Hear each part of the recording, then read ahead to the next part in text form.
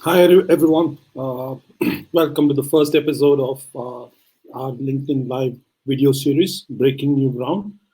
My name is Sanjay Kupe. I head partnerships and alliances at MoEngage, and I'm very excited to be here. I will have some great speakers from product management and marketing with me. Uh, so, to all of who joining us live or watching on demand, welcome and very excited to have you. Before we start, I just want to go through some housekeeping details with you. First thing is, you can follow this conversation on hashtag Breaking New Ground, and of course, share that on your network. Since this is a live broadcast, send us your questions in the comment section below, and we'll take it up towards the end of this broadcast. The last thing, we're going to talk about our exciting partnership with Typeform, which helps brands listen to their customers better. You can find some details about Typeform and the links in the comment section also. Okay, so let's get started. So the reason that we wanted to have this session with you is when the COVID pandemic, right? And it's creating a new normal for all of us.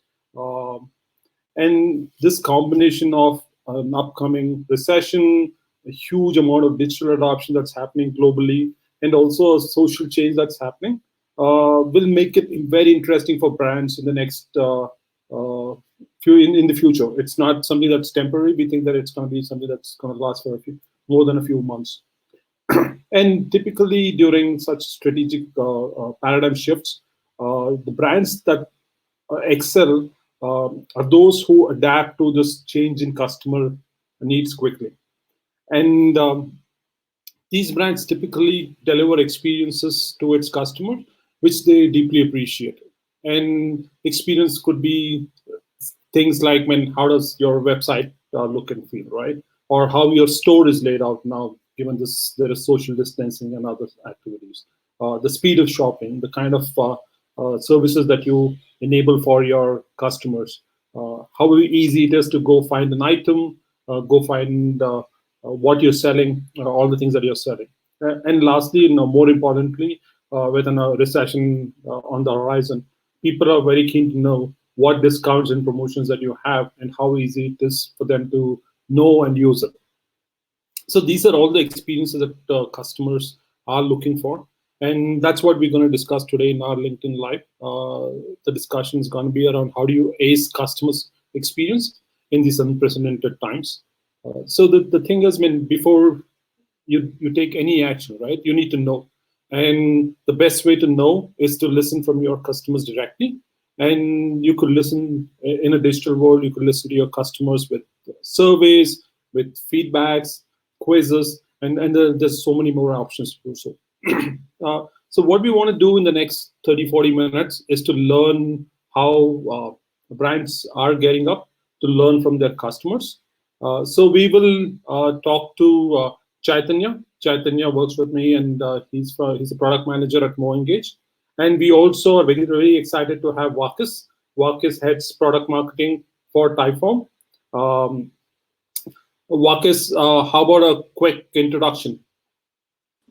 Yeah, sure. My name is Bacchus Vigas. I am based in Barcelona and currently going through a full lockdown quarantine in Spain. I work at Typeform as the head of product marketing and work very intensively with our product management team to introduce and translate the solutions that we create into something that can be understood by a customer. Awesome. Excited to have you, Wakis. Chaitanya, how about a quick introduction? Yep. Hello, everyone. So my name is Chaitanya, and I work as a product manager in MoEngage. I largely look after the partner integrations and work very closely with our partnerships team and Sanjay. And I've been with MoEngage for the last 4 years, and I'm excited to be here to speak to you about how we see our customers changing the user experience that they are offering. Awesome. Good to have you here, Chaitanya. So to start off with, Wakis, let me start with you. So we're all talking about this new normal, right? So in this new normal that is already here and will continue to stay, why is it imperative for brands to listen to their customers? And more importantly, I mean, how can they do this well? So for us, it's we think about every interaction with our customers as a conversation. So if you think about conversations and which conversations work really well is when you acknowledge that something is happening. So imagine that your brother, uncle, close friend goes through a really tough time. The first thing that you greet him with is most likely not something great that's happened to you. You want to check in and you want to understand how they're doing, if they have any updates, so that you kind of show empathy and you meet them where they are. And that is exactly what we also want to see in terms of interactions with customers. So how can you meet them where they are today and understand that their life has changed significantly, and there's a ton of stuff that is happening around them. Legislation here in Spain, we're on full lockdown, so you can no longer leave your house. If you fail to acknowledge their situation, it's really hard to engage in a conversation that's valuable two-way. And that is one of the things that's become increasingly important, like how we adapt to the situation and how rapid we adapt to the situation, so that we can innovate on our products to answer to the things that our customers are going through, and also redesign all the journeys to be more empathetic in the current situation. And that's where we see tools like surveys coming in and helping us engage our customers' state of mind across like various aspects. And we can use feedback to understand new and emerging needs, to move closer to our customers. Even if you can't address them, then it's important to just acknowledge that they're there. And if you can address them, do so rapidly. I think the conversations that we have with our customers, often it's just we need to give them a way to be heard. So if that is through feedback or something entirely different, it's important that it lives there. So imagine that you're a travel company during this time. It's really brutal, both for the travel company, but also for the customers. Many customers go through a situation where they can maybe only afford to travel once a year, and they've booked a trip, and all of a sudden this trip gets canceled because of the current situation. It's devastating. So how do you tackle that conversation, and how do you acknowledge what they're going through? Because it's a two-way street. So if you can go out and collect information from them, understand a bit more about their situation, and then later on perhaps use that feedback to design your reimbursement packages around that, to make the customer feel more like they're heard, they're understood, and also sets the right expectation for something that you can do later on. Awesome. No, I mean, it's an excellent point that you make, that every interaction is a conversation, right? That's something that we miss as marketers. It becomes like a one-way exercise, and the more that we think of it as a two-way thing, that's where, I mean, good relationships are built on. Chaitanya, I mean, just to add to that, right? I mean, we work with 500 different brands use us to talk to their customers, and they do surveys, they do some sort of feedback systems, I mean, campaigns of their own. So what's new? I mean, what's changed? I mean, what can people do more than they typically do? Yeah, I mean, as a brand, you always need inputs from your users to function and to evolve. Surveys and feedback forms, they've been there, and they are some of the best tools to understand your customer pulse, and also be in touch with the changing user sentiment and the changing user requirements. So surveys and feedbacks, when done in a proper way, when done interactively, they've always fetched fantastic results for all the brands that we work with. Uh, People generally show surveys on their websites, on their mobile apps, send them via emails, and get to know the current interests of the customers, and also what the customer is currently facing. Given the current situation, a lot of things have changed. Uh, People are facing different challenges in their day-to-day lives. There's a lockdown going on. You, they're looking out for certain essentials. They're looking out for e-commerce to solve some of these gaps, to fill in some of these essential gaps that they're facing in their day-to-day lives. And so, along with that, I think it's really important that the way you design these surveys changes. For example, few factors have always been really important when you look at how your surveys are designed. Some of them are things like what is the type of your survey, what are the questions that you're asking to your users, then the timing of the survey, meaning when are you showing these surveys to the users, and also the location of the user.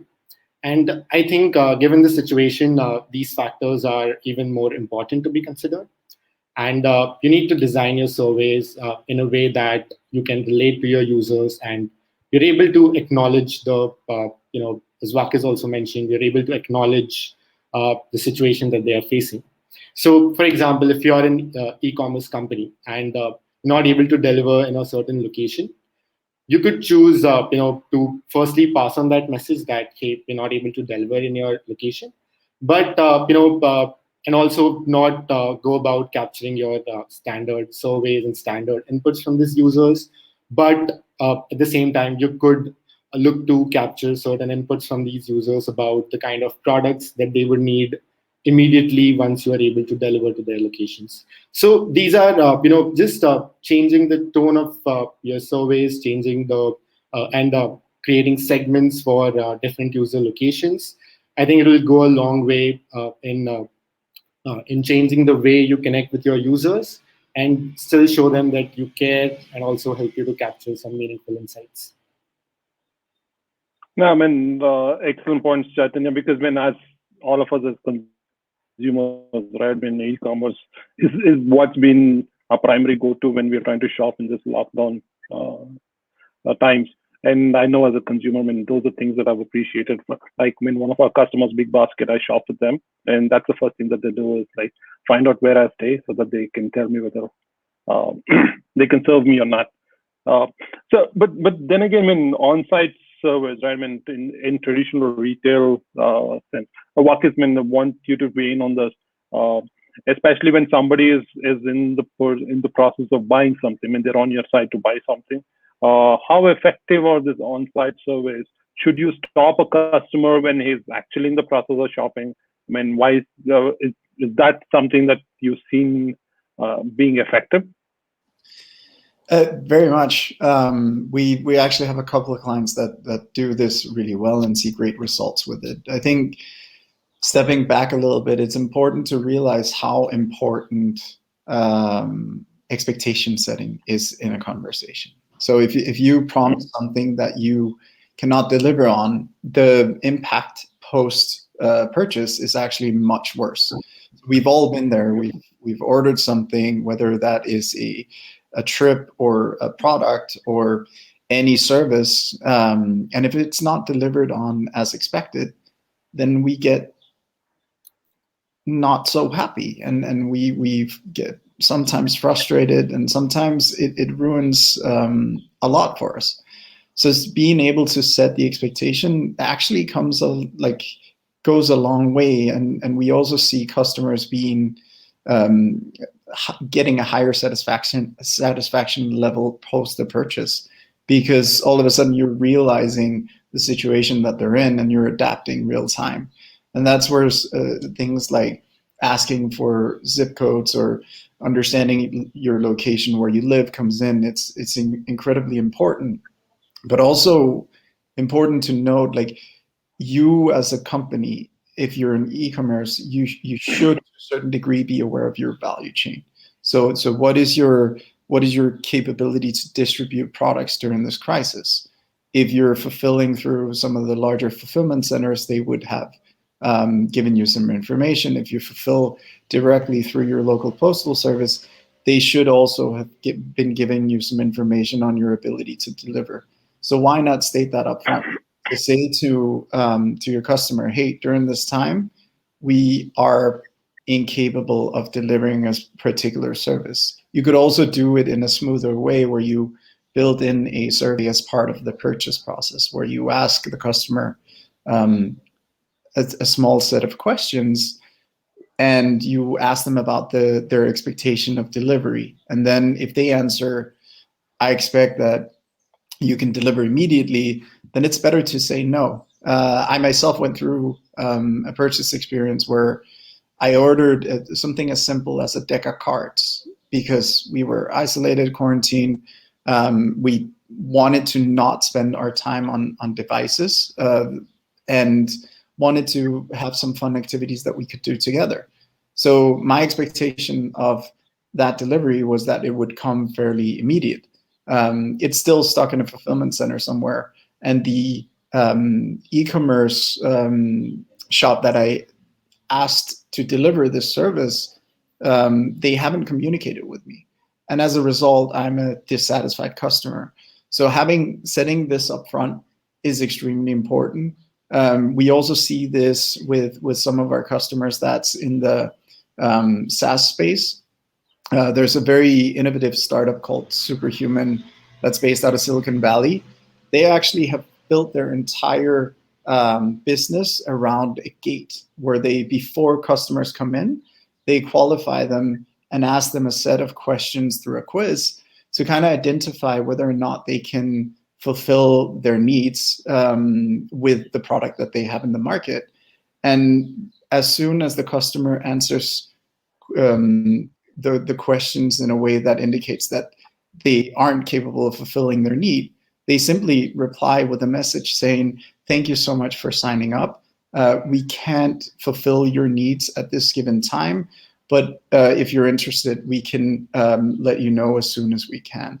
And that gives them highly qualified customers that last for a longer time, and they're able to improve their satisfaction over time because they started this conversation that way. Now, it is very interesting, Marcus. Just to get a little deeper into this, right? I mean, because online surveys are a very critical tool for marketers. I mean, if across the brands that you have worked with at Typeform, if you could list like what are the top 4 reasons that people prefer this versus other types of getting feedback from customers, I think it'll be helpful for the viewers today to learn about how they can use it in their day-to-day lives. Yeah, sure. So the main reason we see people come into Typeform is because it is fairly easy and intuitive to set up a form, and it also looks great. So your ability to customize the Typeform to look and feel like your brand is one of the key reasons why people appreciate Typeform and come to us. So you can create a survey that doesn't look completely foreign to your site. And the other thing that is a key benefit is we structure surveys one question at a time. So it becomes a lot more conversational. So let's say that a customer comes to your site, instead of having the static form where you have name, email, and then a bunch of fields that needs to be filled out, it lives a lot more. So you get more engaged into the conversation. So it'll ask you, hi, what's your name? And then you answer John, and then it'll follow up and remember that piece of information, follow up with, hi, John, nice to meet you. What can I help you with today? And that way you can structure your conversation, and based on the answers that you provide, you can actually personalize the replies that come after. So it's much more of a conversation, and it helps you gather a lot more data, and the ability to segment data becomes a lot easier instead of having something that doesn't necessarily adapt to the conversation that you're having. So it also helps you set expectations and do different things as you go down the funnel, and get you a lot closer. And because we structure the conversation in this way, it makes it a lot more engaging. We actually also see upwards of like 40% uplift in response rates. Awesome. Chaitanya, same to you. What would be a few reasons for customers to prefer such an on-site service versus email and other survey types? Yeah, so I think with on-site surveys, one of the biggest advantages is that you get some in-the-moment feedback. So while the user is doing some actions on your website or your mobile app, you could directly ask him a few questions over there based on the kind of actions that the user is performing. And this kind of gives you, this adds to the relevance. The questions are more, they're more relevant to the user. So the kind of responses that you're going to get from the user, they're richer. They're more. They're going to be more beneficial to you when you analyze them and when you try to feed it back, into your product, into improving your product and service. So that is one of the biggest advantages that I feel, and that's something which I've heard, which is the in-the-moment feedback. The second thing is that when you choose to show surveys on the website, it helps you increase your reach. So if it's an, with an email survey, you could typically just reach out to your customers, to your registered users. But when you try to, when you're showing feedback, feedback forms and surveys on your website, you could ask these questions to your anonymous users as well. And this potentially increases your reach, and you could get more number of responses to your surveys, and thereby you could get more number of insights to work with. Having said that, you could target more users, you could increase the relevance of these surveys, but I believe it's very important to show to ask the right questions at the right time. So you could have different surveys for different stages of the conversion cycle, or you could personalize the questions and ask them in a way in which it is relevant to the stage of the user. So, for example, if a user has added a few products to the cart, but he's not purchased them, so you could have a different set of questions asking him about the challenges that he's facing, or about if there are any constraints with the platform that the user is facing, and things like that. If the user is just stuck at viewing products and just not able to add any products to your cart, then there could be a different set of questions that could be asked from this user, and that will basically help you get more number of insights. You could also segment your users. So, for example, your users who are making repeat purchases could be asked different set of questions. Users who have never made a purchase on your website, they could be asked a different set of questions, and thereby you get you can get richer insights, and you can basically get to know more details, and get to understand your users better. So yeah, that's what I think. And one of the challenges in showing these surveys to the right users at the right time is doing this at scale. And that's where I see tools like MoEngage solving this problem. So we've seen customers who have had requirements to enable them to segment users quickly, and also set up some automation so that these surveys are shown to the users after they perform certain actions. And that's where I think we've been really successful in solving some of these use cases. No, great stuff. So I know you guys have alluded to some real life use cases. Is there a customer that you think has maximized what they can do with on-site service? Any examples that you could share would be super useful. Yeah, sure. Maximize. I think that we see all of our customers doing incredible things, and we learn new things every day. So Maximize is it's hard to describe whether or not someone has maximized, but I will say that what we have seen with one of our clients that's called Beard Brand is they had a really interesting approach to just narrowing down the customer needs. So they leveraged our quiz to ask their customers a couple of questions, and it's done with a bit of humor, so it actually solves several challenges. First of all, it keeps the customer entertained and adds to their brand equity. And the other thing is they create a better customer profile that they can now target with more personalized offers. So they are essentially asking key questions around what type of beard you have. Like, I have a full beard, some have a mustache, and the products that they sell and recommend are highly relevant to what type of beard you have. And I apologize, I live next to a street, so you can hear some cars and motorbikes going past.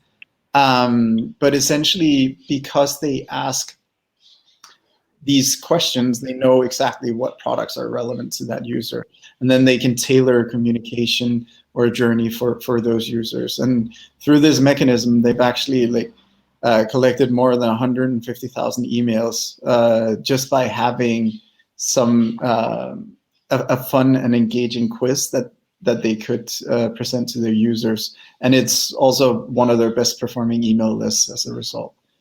Another example is Dollar Flight Club, which is in the travel industry. What they've essentially done is they've they're asking their customers for their location, not because they want to deliver a package to it, but they want to better understand which flights go in and out of that destination. And that way they're able to find and procure tailored offers for low-cost flights that goes out of that region. And it's a similar approach. They've just collected a bunch of customer data to segment their customers, and their list is more than 500,000 emails. So one could ask yourself, like, now that you are in the travel industry and you're no longer able to sell flights because all of them are grounded, imagine if you could ask your customer today where they most want to travel in the world. And then once they get out of this quarantine, how do you think that it would be perceived if you can send them a personalized offer specifically to that location or something that's similar? I think that is a great way to approach customer engagement. And it's such an easy thing to do with a tool like Typeform, where you can customize it and make it feel and look like your brand, and even embed it on your site so it looks like a part of your website. And that's, yeah, it's a fun way to still do business and preparing for when things will start to get a bit more back to normal. No, I mean, I think those are really interesting stories, right? First thing has been using humor. I think, most of us have got surveys that were tedious and boring and go into multiple pages, right? And you don't know where it will end. So I think it's great that they're using humor as an element to kind of have this conversation with brands. Chaitanya, any stories that you would like to share? Similarly, that government brands are doing this well? Yeah, so I think given the situation, brands need to invest more into the customer relationship, the long-term value that they're driving for their customers, and avoid any short-term thinking or any fast sells that they could do. So, for example, if you're an e-commerce company and there are certain items that you're not able to deliver. So I faced a problem recently where something that I ordered pre-lockdown just could not be delivered to me, and there was no for some amount of time there's no clarity on what happened with that order, if I was going to receive it, or when was I going to receive it, or is there going to be a refund, or there's no amount of clarity on that. But one thing really changed, and was that a few days later, I just got an email from them saying, "Hey, this is where your order is stuck at. These are the challenges that we are facing in delivering your order, and once things get better, we will basically reach out to you and try to deliver it to you." They didn't just stop at this. They followed it up with another email saying, "Hey, these are the recent updates, and you know, uh, it turns out that it's going to take longer for us to deliver this product." Uh, while doing this, they also took additional inputs from me, asking me for if there were any alternatives to this product, or if there was something that if there was any challenges that I was really facing because of this item not being delivered. So this amount of this interaction that that the e-commerce app set up with me really helped connect with them, and also ensured that I could stay with them as a customer for the longer term. So, and I've seen a lot of brands, do this, try to capture inputs from users, put in that empathy in their communication and in the kind of questions that they're asking their users, and also follow it up with some meaningful responses and meaningful insights to the customers. So, one of the examples that I want to quote is from one of the regional e-commerce companies that we work with. So, since the onset of lockdown, isolation, social distancing have, they've just led to an increased user activity on e-commerce apps, particularly for essentials like groceries. The number of people who are relying on e-commerce are just increasing day by day. So since about March, we've seen an exponential increase in the new users and the daily active users for these e-commerce companies. So because of this increased demands, naturally it was the e-commerce companies were finding it a little bit difficult to kind of keep the essential products in stock and also deliver them to the users when they needed it. So this created, because of this, a lot of users, a lot of e-commerce companies would just go out of stock for a few essential products, and then it was becoming really difficult to provide an accurate picture about delivery times, about products to their customers. So what one of the e-commerce companies we work with did was they implemented a whole feedback loop wherein they captured information from their buyers about the kind of products that they wanted, about the kind of challenges that they were facing, about the things that they needed but which are out of stock, and the products that they would want to see as soon as possible, even though they were non-essentials. They didn't just stop at this. They also went ahead and sent out surveys to their sellers to check the readiness of their sellers to deliver in their specific localities, to deliver in certain areas, and also asking them about the stocking of items which the buyers really needed. So once they got this input from the users, they went back to the buyers and communicated accordingly that hey, these are the products that are in stock. These are the delivery dates that we could be looking for, and also these are some of the additional products that you could look at in the shorter run, just as a recommendation. So what this whole feedback loop did was it gave a very clear picture to the user about what are the exact delivery times, what is in stock, what are some of the alternatives. It also helped feed the requirements to the sellers so that even they were aware of what are the pressing requirements from the users that they should cater to first. And again, at the same time, the whole visibility that was being shared with the buyers and the sellers just helped in driving more transparency and help them hopefully build long-term relations with their customers. So I think this was one of the great examples that I went through recently, and I think this is something which would really help brands to leverage, to make the most out of this situation, and also, ensure that they maintain long-term relations with their customers. And I mean, all the surveys that they implemented to capture feedback from buyers and sellers, we've seen some great response rate from those surveys. And I hope we'll continue to see those while the situation lasts. And yeah, I think this was one of the cases that I wanted to mention. And I believe doing such innovative activities is really going to help brands get the most, be more available to their customers and be more connected with their customers. And towards that, at MoEngage, we're also very happy to have partnered with Typeform to help our customers connect with their users through surveys and get more insights, get more meaningful insights so that they can act on those.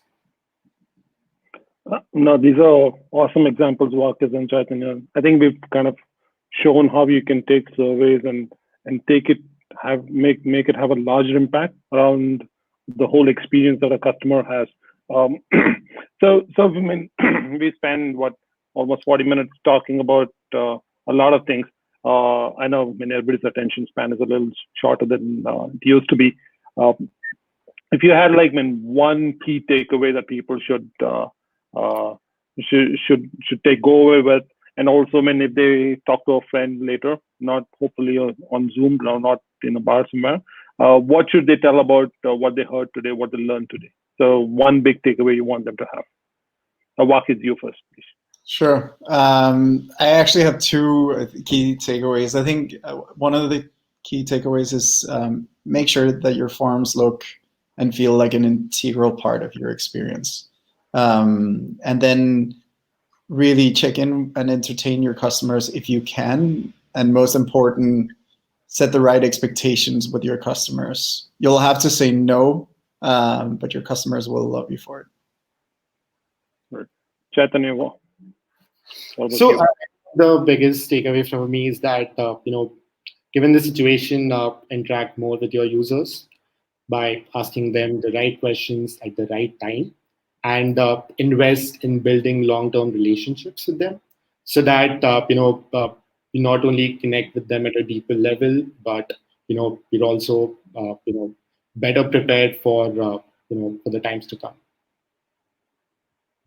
Great, good stuff, man. For me, I think that's a couple of things that you guys mentioned about how every interaction is a conversation, and how we can take something as simple or something as common as a survey and elevate that experience and also use it for larger impact is really good stuff. So what the reason that we were doing it on LinkedIn is we can have conversation with a larger set of people.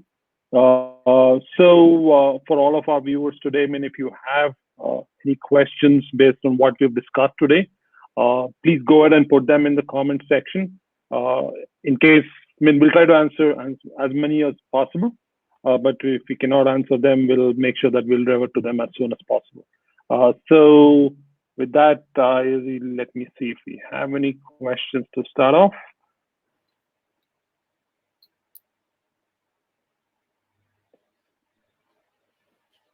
Okay. So once again, I'm just reading it on.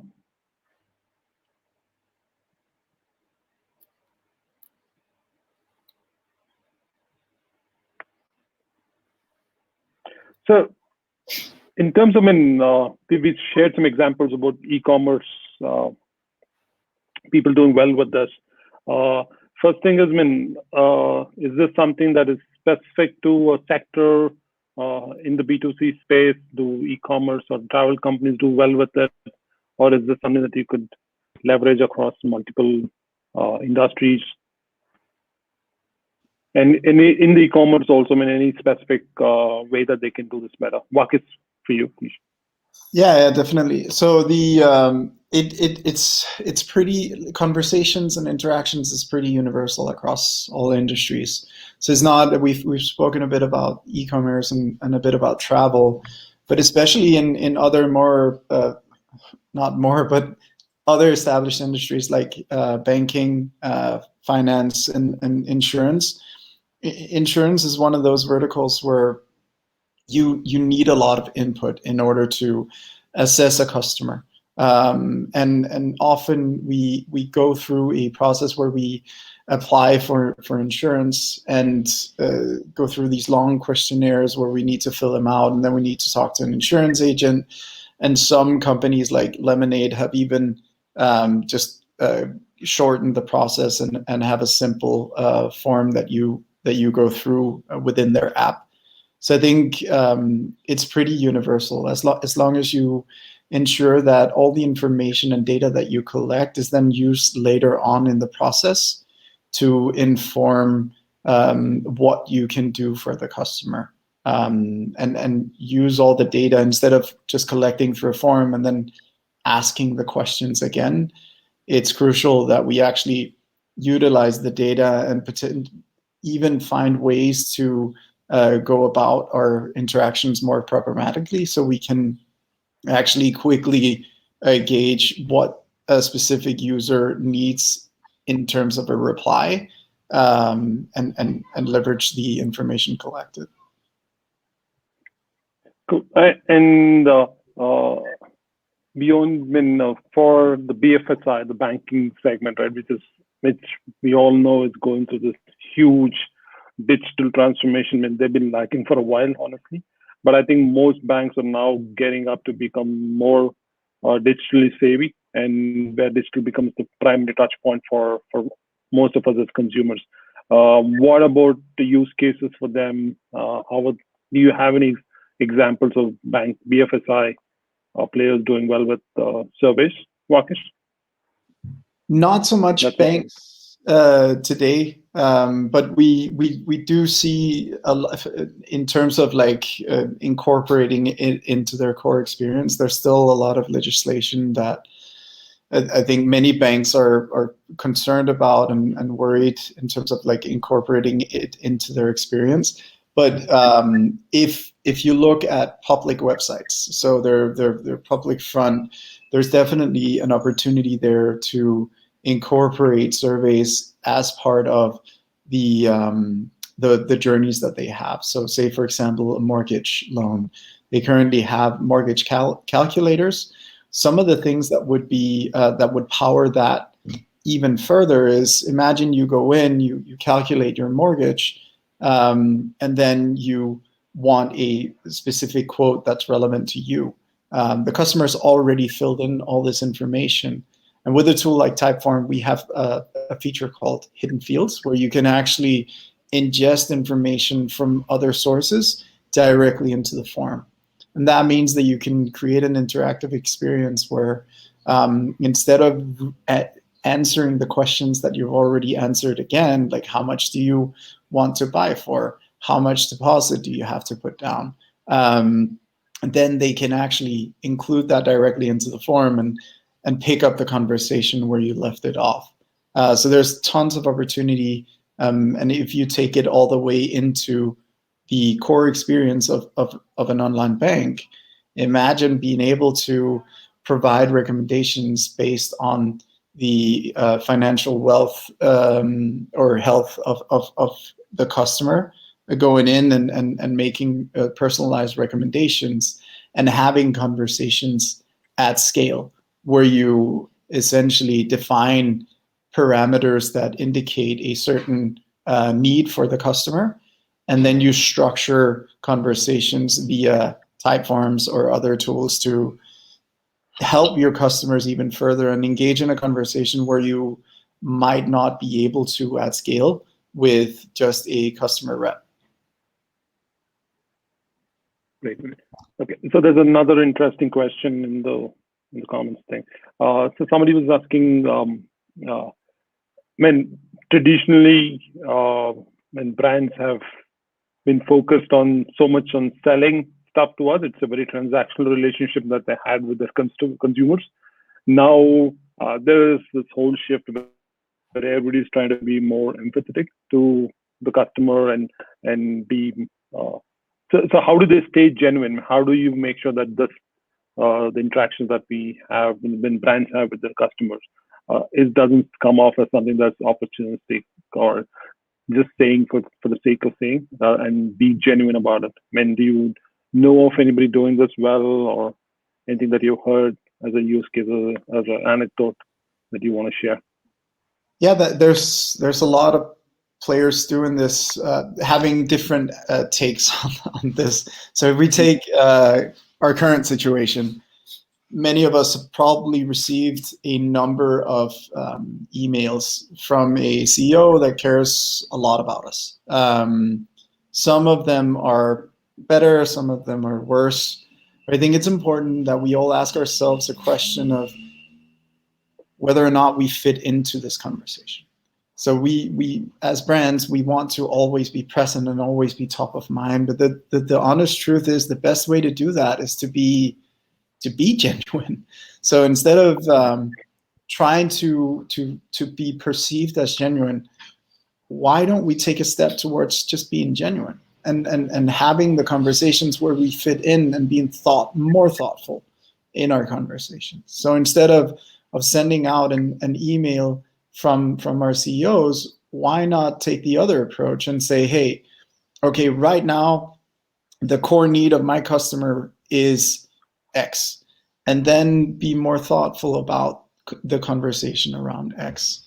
Ask the right questions, spend more time on those interactions instead of at scale communication that doesn't really drive much benefit. But if you can genuinely answer yes to whether or not this type of communication is meaningful, or whether or not you add value, then I'd say go ahead. Then it makes perfect sense. If it does not add value in any way, it actually comes across as being perhaps even inconsiderate. Because imagine you go through life and all of these things happen to you, and you, as a result of the crisis, receive an overflow of email that is not relevant to you. I receive a lot of communication around perhaps this is not the right time. If you actually have to state that in your email, it's definitely not the right time. But if you can say give me an opportunity where I can actually say, hey, I need this right now. So for example, a tool to help me have conversations that are now blocked off, then yes, I want to engage in that conversation because you can genuinely help me. So focus more on things that you can do. The example I brought up with Dollar Flight Club is a great one, because that is something that you can do, and you can help your customers escape for a moment this time where they're locked in and confined into their homes.